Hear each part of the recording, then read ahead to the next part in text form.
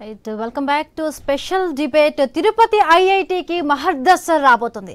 Tirupati IIT విస్తరణకు కేంద్రం ఆమోదం తెలిపింది. 2303 కోట్ల నిధులు విడుదల చేస్తూ కేంద్ర ఆర్థిక శాఖ ఉత్తర్వులు జారీ చేసింది.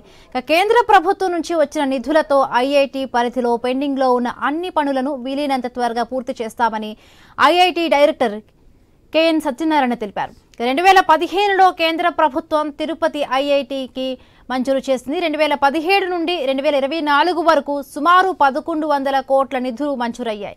2017 నుండి ఏర్పేడు వద్ద ఐఐటి ప్రాంగణంలో అభివృద్ధి పనులు ప్రారంభించారు. పనుల్లో వేగం పెంచేందుకు కేంద్ర ప్రభుత్వం మరొకసారి నిధులను విడుదల చేసింది.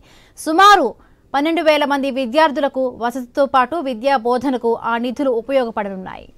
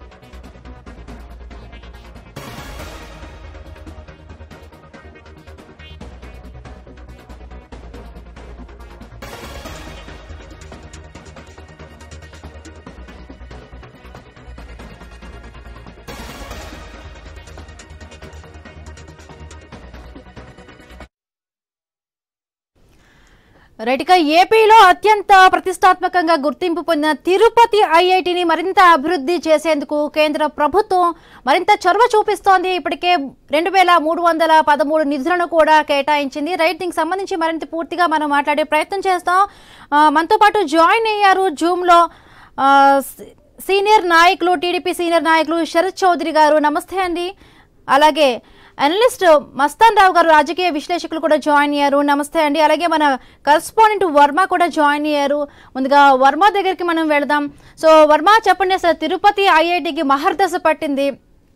మనం చూస్తున్నాం ఏపీలో అత్యంత ప్రతిష్టాత్మకంగా గుర్తింపు పొందిన తిరుపతి ఏర్పేడులో ఏర్పాటు చేసిన దీనికి కేంద్ర ప్రభుత్వం తాజాగా కొంత నిధులను కేటాయించడం జరిగింది. సో ఇప్పటికే చూసాం మనం, అంటే దేశవ్యాప్తంగా జమ్మూ, కర్ణాటక, కేరళ, ఛత్తీస్గఢ్ రాష్ట్రాలతో పాటు తిరుపతిలో కూడా ఐఐటి దీనికి మరిన్ని నిధులు కేటాయించింది కేంద్ర ప్రభుత్వం. సో ఎలా చూడాలి దీన్ని? తిరుపతి ప్రజలు ఇంకొంచెం, అంటే అక్కడ చూసాం ఐఐటి క్యాంపస్ చాలా ప్రతిష్టాత్మకంగా మనం చూసాం. టీడీపీ గవర్నమెంట్లోనే అది వచ్చింది, దానికి సంబంధించి పనులు జరిగాయి. బట్ కొంతకాలంగా నెమ్మదించిన ఇప్పుడు మళ్ళీ కూటమి ప్రభుత్వం వచ్చాక దానికి మళ్ళీ నిధులు కేటాయించడం, సో ఎట్లా చూడాలి వర్మ? హిమబిందు, తిరుపతి ఐఐటికి మహర్దశ పట్టనుందని కూడా చెప్పుకోవచ్చు. ఎందుకంటే కేంద్ర ప్రభుత్వం వివిధ రాష్ట్రాల్లో ఏదైతే ఐఐటీలకు సంబంధించి మౌలిక వసతులు పెంపొందించేందుకు దాదాపు 12,000 కోట్లు రిలీజ్ చేస్తున్నట్టుగా ప్రకటించింది. ఇందులో భాగంగా మేజర్ గా తిరుపతి ఐఐటి, అంటే ఏర్పేడులో ఉన్న ఈ ఐఐటికి దాదాపు 2,300 కోట్లు మంజూరు చేస్తూ కూడా కేంద్రం అయితే ప్రకటన విడుదల చేయడం జరిగింది. దీంతో Tirupati IIT director professor Satyanarayana ఆయన సంతోషం వ్యక్తం చేశారు. ఈ సందర్భంగా కూడా వేలాది మంది విద్యార్థులకు ఇది ఉపయోగకరంగా ఉంటుందని కూడా చెప్పారు. ఇక తిరుపతి ఐఐటి విషయానికి వస్తే విభజన సమయంలో విభజన హామీల్లో భాగంగా ఏపీకి ఐఐటి కేటాయించడం జరిగింది. ఇది తిరుపతికి రావడం జరిగింది. మొదట్లో తిరుపతిలోనే ఒక ప్రైవేట్ ఇంజనీరింగ్ కళాశాలలో ఈ ఐఐటి బ్రాంచ్ ఏర్పాటు చేసినప్పటికీ కూడా ఆ తర్వాత దాన్ని ఏదైతే ఏర్పేడు సమీపంలో దాన్ని భారీగా పెద్ద స్థాయిలో దాన్ని ఐఐటి భవనాలు నిర్మించడం జరిగింది. 100 కోట్ల వ్యయంతో విద్యార్థులకు అన్ని రకాల సౌకర్యాలు ఉండే విధంగా కూడా ఏర్పాటు చేయడం జరిగింది. మొదట్లో చెన్నై ఐఐటి నుంచి ప్రొఫెసర్లు వచ్చి ఇక్కడ విద్యా బోధన చేస్తూ ఉండేవారు. అయితే ఆ తర్వాత ఇక్కడే శాశ్వతంగా కూడా స్టాఫ్ ఏర్పాటు చేయడం కూడా జరిగింది. అలాగే తిరుపతి ఐఐటి ఇప్పుడు దేశంలోనే ప్రస్తుతం అన్ని ఐఐటీల్లో పోలిస్తే 60వ స్థానంలో ఉంది. అయితే ఒక 10 ఏళ్ల ప్రణాళిక ఏర్పాటు చేసుకొని ఇది 50వ స్థానానికి రావడానికి ఒక టార్గెట్ గా అక్కడ ప్రొఫెసర్లు కృషి చేస్తున్న పరిస్థితి అయితే ఉంది.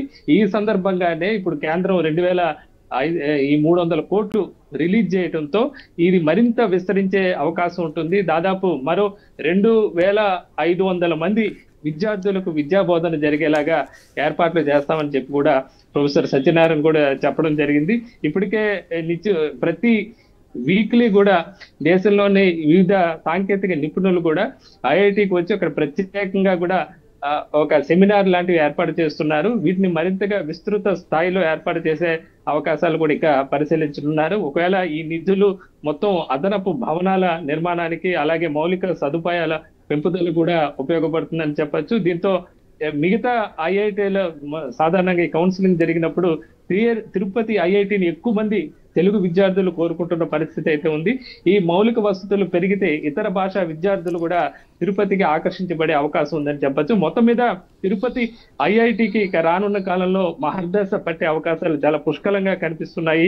సాంకేతిక రంగంలో భారత్ ఏదైతే విద్యార్థులను ప్రోత్సహిస్తున్న సమయంలో తిరుపతి లాంటి చోట ఐఐటికి భారీ మొత్తంలో నిధులు అంటే దేశవ్యాప్తంగా విడుదల చేసినప్పటికీ కూడా మిగతా రాష్ట్రాలతో పోలిస్తే ఏపీలోని ఐఐటికి సంబంధించి కూడా ఎక్కువ శాతం నిధులు దాదాపు 2300 కోట్లు ఏదైతే విడుదల చేసిన 12,000 కోట్లలో విడుదల చేయడం మాత్రం శుభ సూచకంగా కూడా చెప్పుకోవచ్చు. దీనికోసం ఇప్పటికే కూటమి ప్రభుత్వం ఏపీలోని ప్రభుత్వం కూడా దీనిపై కేంద్రంతో చర్చలు జరిపింది. ఆ చర్చలు ఫలించి భారీ మొత్తంలో నిధులు వస్తున్నాయని కూడా చెప్పొచ్చు హిమబిందు. రైట్. అంటే వర్మ, అంటే ఇప్పటి వరకు అంటే పిహెచ్డి విద్యార్థులు చాలా మంది చదువుకునే విద్యార్థులు ఉన్నారు. అంటే ఇప్పుడు ఎంతమంది విద్యార్థులు ఉన్నారు? అదేవిధంగా ఇంకా బోధన సిబ్బంది కూడా పెరిగే అవకాశం ఉందంటున్నారు. సో ఇంకా ఎంతమంది యాడ్ అయ్యే అవకాశం ఉంది? ఇప్పుడు మొత్తం క్యాంపస్ లో అన్ని బ్రాంచ్లు కలిపి దాదాపు 1200 మంది దాకా విద్యార్థులు ఉన్నట్లుగా కూడా తెలుస్తోంది. దీన్ని విస్తరిస్తే మరిన్ని కోర్సులు అందుబాటులో వచ్చే అవకాశం ఉంది. ఇప్పుడు ఉండే ఇంజనీరింగ్ బ్రాంచ్లకు తోడు అత్యాధునిక మరిన్ని బ్రాంచ్లు చేరితే ఆ విద్యార్థుల సంఖ్య మరింతగా పెరిగే అవకాశం ఉంది. దాదాపు 2500 మంది విద్యార్థులకు విద్యా బోధన చేసేలాగా ప్రయత్నాలు చేస్తామని చెప్పి కూడా ఐఐటి సంబంధించి డైరెక్టర్ సత్యనారాయణ కూడా ఆయన ప్రత్యేక మీడియా సమావేశంలో కూడా వెల్లడించారు. దానితో మరింత విస్తరణకు అక్కడ ఏర్పేడు లాంటి చోట విస్తృతంగా అక్కడ భూమి కూడా లభ్యం ఉండడంతో కూడా ఏర్పాటు చేసే అవకాశం ఉందని చెప్పొచ్చు. Right Varma, thank you. Right, మనతో పాటు జాయిన్ అయ్యారు రాజకీయ విశ్లేషకులు మస్తాన్ రావు గారు. నమస్తే అండి మస్తాన్ రావు గారు. రైట్, ఏ విధంగా చూస్తారండి 2313 కోట్ల నిధులను తిరుపతి ఐఐటికి కేంద్ర ప్రభుత్వం కేటాయించింది. సో కూటమి ప్రభుత్వం వచ్చాక కేటాయించిన నిధులు అంటే తిరుపతికి మహర్దశ పట్టింది అనుకోవచ్చా? ప్రేక్షకులకు ప్యానల్ లో ఉన్న ఇతర కూడా డాక్యుమెంట్ అండి. ఖచ్చితంగా ఐఐటీలు అనేది దేశ పురోభివృద్ధిలో ప్రధాన పాత్ర వహిస్తాయి. నిజానికి 2000 సంవత్సరానికి ముందు మన దేశంలో కేవలం 7 ఐఐటీ నగరాలు. 2000 తర్వాత చూసుకుంటే ఇప్పటికీ ఆ సంఖ్య 23 ఉన్నాయి. సో ఆ 23 కూడా ఇప్పుడు ఏదైతే ఒక 5 2015లో లోక్సభ ఆమోద ముద్ర వేసింది. అవేంటంటే ఏపీలో తిరుపతి, కేరళలో పాలక్కాడు, కర్ణాటకలో ధార్వాడ్, ఛత్తీస్గఢ్లో భిలాయ్, జమ్మూ కాశ్మీర్లో జమ్మూ. ఈ ఐఐటీలకి సంబంధించి ఏంటంటే మనకి ప్రధానంగా చూసుకుంటే ఏంటంటే బైఫర్కేషన్ జరిగినప్పుడు, రాష్ట్ర విభజన జరిగినప్పుడు ఐఐటీలు అనేది అసలు మన రాష్ట్రంలో లేవు. ఎన్ఐఐటి కానీ, నిట్ కానీ, లేకపోతే తాడేపల్లిగూడెంలో ఏర్పాటు చేశారు. తిరుపతిలోనేమో ఐఐటి ఏర్పాటు చేసిన పరిస్థితి ఉంది. అదేవిధంగా అక్కడ ఇంకోటి కూడా ఏర్పాటు చేశాయి తిరుపతిలోనే, Indian institute of science education and research, IISER. So ఇది జాతీయ స్థాయిలో ఒక టెక్నాలజీకి సంబంధించిన ప్రతిష్టాత్మకమైన ఇన్స్టిట్యూషన్స్ చెప్తారు. 2017-24 మధ్య ఇప్పటికే 1100 కోట్లు.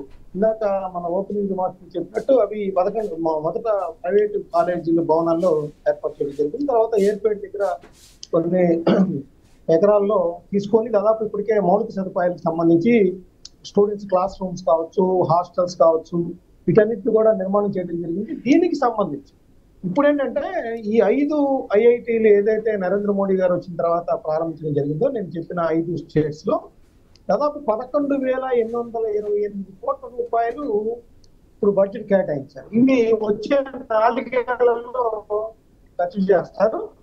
ఇప్పటికే ఈ 5 వాటికి సంబంధించి చూసినట్లయితే 7,111 మంది విద్యార్థులు ఉన్నారు. సో అదేవిధంగా 6,576 మందికి సంబంధించి వచ్చే 4 ఏళ్లలో అండర్ గ్రాడ్యుయేషన్ కానీ, పోస్ట్ గ్రాడ్యుయేషన్ కానీ, PhDs కి సంబంధించిన విద్యార్థులందరికీ కూడా ఇక్కడ అవకాశాలు వస్తాయి.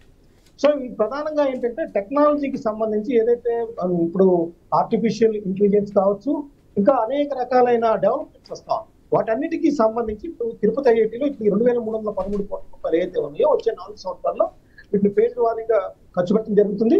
దానికి సంబంధించి మనం చెప్పాలంటే ఒక్కొక్కటి కూటమి సర్కారు వచ్చిన తర్వాత నిన్న మనం చూసాం దుగ్గరాజపట్నంలో 3,500 కోట్లతో కేంద్రం ముందుకు వచ్చింది. దానికి సంబంధించిన కేంద్ర నౌకాయాన మంత్రి కూడా వచ్చి మాట్లాడటం జరిగింది. అదేవిధంగా ఇతర అంశాలకి పోలవరం కావచ్చు, అదేవిధంగా స్టీల్ ప్లాంట్ కావచ్చు, వీటన్నిటికి సంబంధించి కూడా నిధులు కొంత వేగవంతంగా మంజూరు చేస్తున్న పరిస్థితి. ఖచ్చితంగా ఇప్పుడు తిరుపతి ఐఐటికి ఏదైతే కేటాయించారో 3,313 కోట్లు, 2,313 కోట్ల రూపాయలు, ఇవన్నీ కూడా ఐఐటిని ఒక ప్రతిష్టాత్మక సంస్థగా తీర్చిదిద్దడంలో దోహదం చేస్తాయనేది కూడా చెప్పచ్చు. దేశవ్యాప్తంగా ఐఐటి తిరుపతిలో చేరేందుకు విద్యార్థులు కూడా ఆసక్తి కనపరుస్తూ ఉన్నారు. ఇప్పుడు వీటికి ర్యాంకింగ్ ఏంటంటే ఇది కేంద్ర ఏదైతే విద్యాశాఖ ఉంటుందో హ్యూమన్ రిసోర్సెస్ ఫర్ డెవలప్మెంట్, దానికి సంబంధించి వాళ్ళు NIRF వాళ్ళు ర్యాంకులు ఇస్తారు. ప్రస్తుతం 60వ ర్యాంకుగా తిరుపతి ఐఐటి ఉంది. సో దీన్ని మరింత అత్యుత్తమ ప్రమాణాలతో తీర్చిదిద్దడం, ఫ్యాకల్టీస్ మంచి వాళ్ళని తీసుకురావడం, ప్లేస్మెంట్స్ సరిగ్గా వచ్చేలాగా చేయడం ద్వారా ఈ ర్యాంకు మరింత మెరుగుపడటానికి అవకాశం ఉంటుంది. ఖచ్చితంగా ఆ దిశగా మన ప్రయత్నాలు చేస్తా ఉన్నారు. అంటే మస్తాన్ రావు గారు, అంటే భవిష్యత్తు అవసరాలకు రాయలసీమకు అంటే ఏపీకు ఒక కీలకమైన విద్యా సంస్థగా కూడా ఇది ఆవిర్భవించే ఒక అవకాశంగా, ఛాన్సెస్ గా కూడా భవిష్యత్ తరాలకు ఉండబోవచ్చా? ఖచ్చితంగానండి. ఇప్పుడు నేను చెప్పాను కదా, విభజన సందర్భంగా ఇది మనకు మ్యాండేట్ గా పెట్టారు. అతను మన రాష్ట్రంలో అంతకు ముందు విభజనకు ముందు ఏరియాలో NITలు కానీ లేకపోతే IITలు కానీ ఎక్కడ లేదు. సో ఖచ్చితంగా ఇప్పుడు ఏంటంటే మనం ఎక్కడైతే కొంత ముంబై కానీ లేకపోతే వారణాసి కానీ లేకపోతే ఢిల్లీ కానీ ఇట్లా కాన్పూర్ కానీ వాటికి సంబంధించి మాత్రమే ఐఐటీల్లో మంచి పేరు ప్రఖ్యాతులు ఉన్నాయి, మంచి ర్యాంకింగ్ సంస్థలుగా ఐఐటీ. ఇప్పుడు ఆంధ్రప్రదేశ్ కూడా, ఎందుకంటే ఫస్ట్ నుంచి కూడా ఇతర రాష్ట్రాల వాళ్ళు కూడా ఇక్కడికి వచ్చి మన ఉమ్మడి రాష్ట్రంలో చూసుకుంటే మన కోస్తా జిల్లాల్లో విజయవాడ, గుంటూరు, తిరుపతి, విశాఖపట్నం ఇవన్నీ కూడా విద్యాపరంగా అత్యున్నత స్థాయిలో ఉన్నాయి విద్యా సంస్థల పరంగా. కానీ ఐఐటీలు కానీ NIT కానీ పెట్టిన పాపం పోలేదు. సో విభజించిన నేపథ్యంలో ఈ ప్రతిష్టాత్మక ఇన్స్టిట్యూషన్స్ పెడతామని కేంద్రం ప్రామిస్ చేసింది. ఆ ప్రామిస్ లో భాగంగా మొదట 1100 కోట్ల రిలీజ్ చేసినప్పటికీ 2017-2024 మధ్య ఇప్పుడు ఈ 2,313 కోట్ల రూపాయలతో ఖచ్చితంగా ఇది ఒక ప్రతిష్టాత్మకమైన ఇన్స్టిట్యూట్ గా తీర్చిదిద్దేందుకు అవకాశాలు లభిస్తాయి. మన రాష్ట్ర విద్యార్థులకు కూడా దీనిలో చేరటం ద్వారా మన రాష్ట్రంలోనే ఇక్కడే ఉండి చదువుకోవచ్చు, వేరే రాష్ట్రాలకు వెళ్ళకపోవచ్చు. అంటే దీనికి సంబంధించి ఏంటంటే ఐఐటి టెస్ట్ లో రాసినప్పుడు ఎంట్రన్స్ మంచి ర్యాంక్ వస్తేనే వాళ్ళు. ఓకే మస్తాన్ రావు గారు, మరొక గెస్ట్ జాయిన్ అయ్యారు శరత్ చౌదరి గారు, టీడీపీ సీనియర్ నాయకులు. నమస్తే అండి శరత్ చౌదరి గారు. ఏపీలో మీ వాయిస్ రావట్లేదు, అన్మ్యూట్ లో ఉందేమో ఒకసారి చెక్ చేసుకోండి. ఏపీలో అత్యంత ప్రతిష్టాత్మకంగా గుర్తింపు పొందిన తిరుపతి ఐఐటికి మహర్దశ పట్టినట్టుగా అనుకోవచ్చు. అంటే కూటమి ప్రభుత్వం ఏర్పడ్డాక అంటే ఇంత మొత్తంలో కూడా ఇప్పుడు నిధులు కేటాయించింది కేంద్ర ప్రభుత్వం. సో ఏ విధంగా చూస్తారు? ముందుగా మీకు, మస్తాన్ గారికి, ఐ న్యూస్ ప్రేక్షకులకి అందరికీ గుడ్ ఆఫ్టర్నూన్ అండి. ఇప్పుడు కేవలం ఐఐటి ఒకటేనని కాదండి, కేంద్ర ప్రభుత్వం దగ్గర నుంచి సంపూర్ణమైన సహకారం ఆంధ్రప్రదేశ్ రాష్ట్రానికి అందుతుంది. అందులో ఎటువంటి డౌట్ కానీ వ్యత్యాసాలు కానీ ఏమీ లేవు. ఏ రాష్ట్రంతో పోల్చినా సరే కేంద్రంకి సంబంధించి ఇప్పుడు రీసెంట్ గా ఇప్పుడు ఈ రోజు మీరు 2,200 కోట్లు ఐఐటికి ఏదైతే విడుదల చేశారో అవే కాకుండా ఈ నెక్స్ట్ 1-2 months లో మీరు చూస్తే డిఫెన్స్ కి సంబంధించి మిసైల్ టెస్టింగ్ సెంటర్ దానికి కూడా అమౌంట్స్ రిలీజ్ అవడం జరుగుతుంది. దాంతో పాటుగా ఒక నేవీకి సంబంధించి బోట్ రిపేర్ ఇట్లా వీటికి సంబంధించి కూడా ఒక పోర్ట్ కి దగ్గరలో రెడీ చేయడం కూడా జరుగుతుంది. ఈ విధంగా ఏంటంటే ఇప్పటికే మనకి కొన్ని వైజాగ్ తీర ప్రాంతంలో కొన్ని ఇన్వెస్ట్మెంట్స్ కానీ అన్ని రావడం కూడా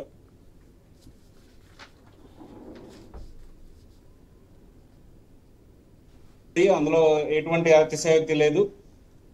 విభజన చట్టంలో ఏవైతే మనకి పొందుపరుచున్నాయో వాటన్నిటికి సంబంధించి కూడా త్వరితగతిన విడతల వారీగా ఎక్కడెక్కడ ఏ పెండింగ్స్ ఉన్నాయో అవన్నీ కూడా రాబోయే రోజుల్లో నెక్స్ట్ 2-3 నెలల్లోనే మొత్తం అన్ని రిలీజ్ చేయడానికి కూడా ప్రణాళికలు అందరూ ఇటు కేంద్ర రాష్ట్ర ప్రభుత్వాలు ఇద్దరు సంయుక్తంగా చర్చించుకొని ఒక్కొక్కటి విడుదల చేసుకునే దిశగా ముందుకు వెళ్తున్నారు. సో ఇవన్నీ ఒక రాష్ట్రానికి ఒక సుపరిణామం.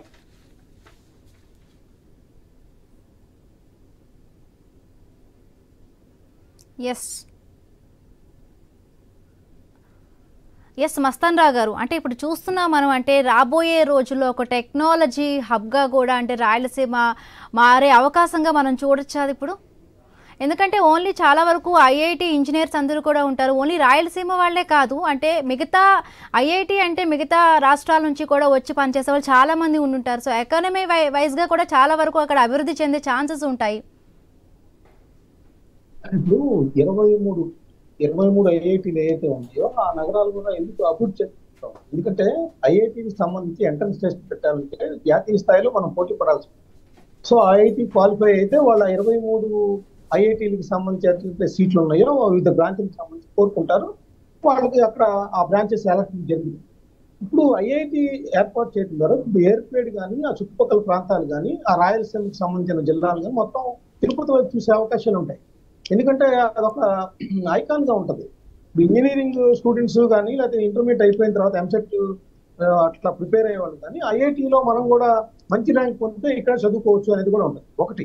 రెండోది ఏంటంటే ఎప్పుడైతే మౌలిక సదుపాయాలు ఐఐటి స్థాపించినప్పుడు ఆ ఏర్పేడు ఆ ప్రాంతాల్లో తిరుపతి చుట్టుపక్కల కూడా మంచి అభివృద్ధి చెందడానికి అవకాశం ఉంటాయి. ఎందుకంటే ఒక పక్కన ఆ లోపల కన్స్ట్రక్షన్ వర్క్ కావచ్చు, లేదంటే చుట్టుపక్కల ప్రాంతాల్లో రియల్ ఎస్టేట్ భూమి కావచ్చు, లేదంటే అక్కడ ఎంప్లాయ్మెంట్ ఐఐటిలో ఇప్పుడు ఫ్యాకల్టీ మెంబర్స్ కావచ్చు, లేదంటే అడ్మినిస్ట్రేషన్ స్టాఫ్ కావచ్చు, కొన్ని వేల మందికి కూడా ఎంప్లాయ్మెంట్ కూడా కలిగే అవకాశం ఉంది.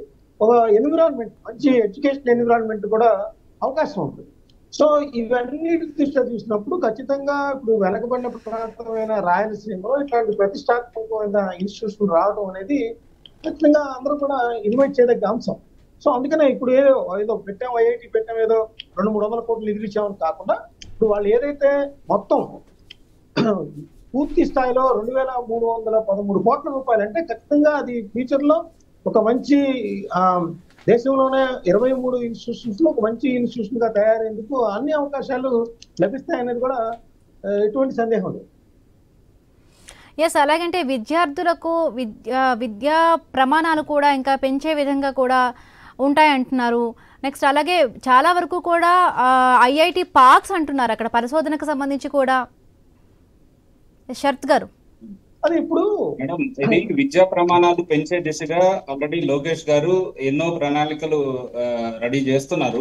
రీసెంట్ గా చూస్తే వైస్ ఛాన్సలర్స్ విషయంలో కూడా కొత్తగా నియమితులైన వైస్ ఛాన్సలర్స్ కావచ్చు, ఎడ్యుకేషన్ సిస్టమ్ లో తను లోకేష్ గారు పర్టికులర్ గా తీసుకొస్తున్న కొన్ని రిఫార్మ్స్ చూస్తే, ఇప్పుడు మ్యాథమెటిక్స్ ఒక చిన్న ఎగ్జాంపుల్ తీసుకోండి. మ్యాథమెటిక్స్ ఇంటర్మీడియట్ లో M1 అని M2 అని అట్లా ఉన్నాయి. వాటన్నిటిని క్లబ్ చేసి ఒక సింపుల్ గా ఒక సింగిల్ మ్యాథమెటిక్స్ అనేది చేయడం, అట్లా బాటనీని, బయాలజీని, జువాలజీని ఈ మూడింటిని క్లబ్ చేసి ఒక సింగిల్ దాని కింద తీసుకోవడం. ఇట్లా ఏంటంటే విద్యార్థులకి బర్డన్ తగ్గేటట్లుగా ఒక ప్రణాళిక, దాంతో పాటుగా ఏంటంటే ఏదైతే అవసరమో అది మాత్రమే చదువుకునేటట్లుగా కూడా కొన్ని రిఫార్మ్స్ తీసుకొచ్చే విధంగా కూడా లోకేష్ గారు ఈ మధ్య యాక్టివ్ గా పనిచేస్తున్నారు. అంతేకాకుండా మన టార్గెట్ ఏంటి అని అంటే ఇప్పుడున్న పరిస్థితుల్లో నెక్స్ట్ వైస్ ఛాన్సలర్స్ ఎవరైనా కూడా ఫారెన్ నుంచి, ఇంటర్నేషనల్ యూనివర్సిటీస్ నుంచి కూడా మేము ఇక్కడ వైస్ ఛాన్సలర్స్ గా పనిచేయడానికి ఇంట్రెస్ట్ చూపిస్తాము అని తీసుకెళ్లగలిగిన స్టాండర్డ్స్ ని ఆంధ్రప్రదేశ్ లో తీసుకొని రావాలి అని లోకేష్ గారు నిరంతరం కృషి చేస్తున్నారు. Right, thank you so much అండి శరత్ చౌదరి గారు, మస్తాన్ రావు గారు డిబేట్ లో పార్టిసిపేట్